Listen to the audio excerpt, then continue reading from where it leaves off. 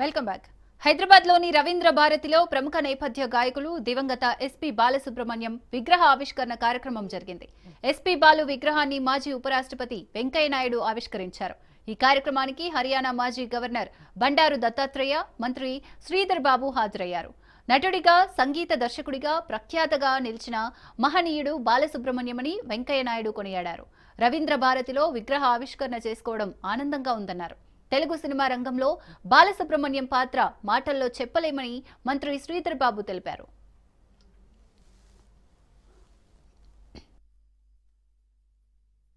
తెలంగాణ రాష్ట్ర సాంస్కృతిక మంత్రిత్వ శాఖ ఇంతటి మంచి కార్యక్రమాన్ని నిర్వహించడం చాలా సంతోషకరమైన విషయం. పరిపూర్ణ కళాకారుణ్ణి, గొప్ప వ్యక్తిత్వం ఉన్న ప్రతిభామూర్తిని గుర్తు చేసుకుంటున్నాం. సంస్కారవంతుడు, మృదు స్వభావి, నిత్య కృషివరుడు అయిన శ్రీ బాలసుబ్రహ్మణ్యం గారిని గాయకుడిగా, గాత్రదాన నటుడిగా, సంగీత దర్శకుడిగా కళా కేంద్రమైన రవీంద్ర భారతి ప్రాంగణంలో ఇవాళ ఆవిష్కరించుకోవడం, ఆవిష్కరణలో కూడా పక్కన యొక్క శ్రీ ఘంటసాల వెంకటేశ్వరరావు గారి విగ్రహం పక్కన పెట్టడం చాలా సముచితం అని చెప్పని, వారి కోరిక కూడా అదే అని చెప్పని నేను సందర్భంగా మనవి చేస్తాను. తిరుగుపాటకు వీళ్ళిద్దరూ పట్టాభిషేకం చేశారు. ప్రేక్షకుల హృదయ సింహాసనంపై ఆ తెలుగు పాటను కూర్చోబెట్టారు. హృదయ సింహాసనంపై రోజు నేను నిద్ర లేచి మిగతా దినచర్య ప్రారంభించే ముందు శ్రీ అన్నమాచార్య కీర్తనలు, శ్రీ ఘంటసాల, శ్రీ బాలసుబ్రహ్మణ్యం గారి పాటలు విని ఇతర కార్యక్రమాలు ప్రారంభిస్తాను. ఉదయం 4:30-5 గంటలకు. రాయినైనా కరిగిస్తుంది సంగీతం అని చెప్పి అంటారు మన పెద్దవాళ్ళు. పశుపక్షాదులు సైతం సంగీతానికి స్పందిస్తూ ఉంటాయి, లేచి నాట్యం చేస్తూ ఉంటాయి.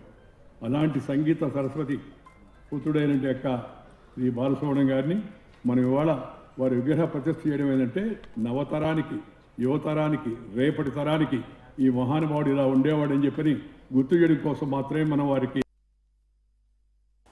ఈరోజు సంగీత ప్రపంచంలో రారాజుగా నిలిచి 40,000 పైచిలుకు పాటలు పాడి ప్రపంచ రికార్డు సృష్టించిన మహనీయుడిని మనం అందరం కూడా అభిమానించాలి.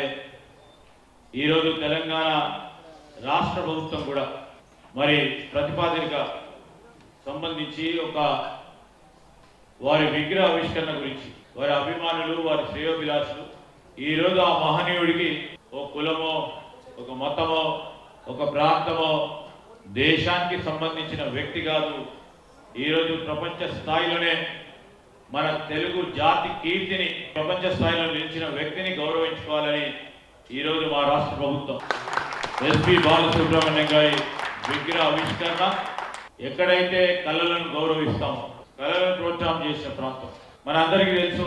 మరో గొప్ప గాయకుడు వారి విగ్రహాన్ని ఇక్కడ మనం పెట్టుకున్నాం. అనుగుణంగానే ఈరోజు ఎస్పీ బాలసుబ్రహ్మణ్యం గారి విగ్రహ ఆవిష్కరణ చేయాలనే సంకల్పిత భావంతో మరి మా ప్రభుత్వం కూడా ముందుకు నడిచి ఈరోజు కోట్లాది మంది హృదయ స్పందన